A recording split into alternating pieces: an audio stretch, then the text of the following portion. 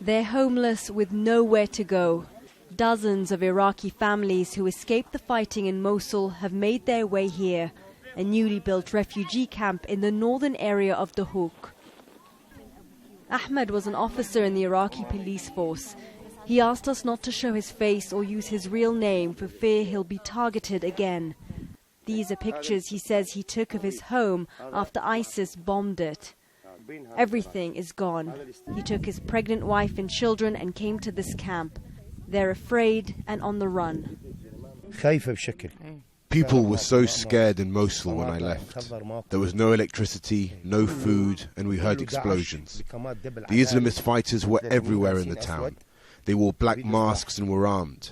You couldn't speak or reason with them, or they'd just kill you. Many more are pouring in, bringing with them stories of loss and tragedy. Hundreds of thousands have recently fled the areas now under the control of ISIS and their allies. Some are in camps like these. More went further into towns close to the border. The town of Al-Khosh has taken in hundreds in the past week. This ancient Christian community is now opening its doors to Iraqis of different religions, a safe haven for those seeking protection. Here we found a school that's been turned into a shelter for 30 families who came from Mosul. It's hot and they're still exhausted from the journey.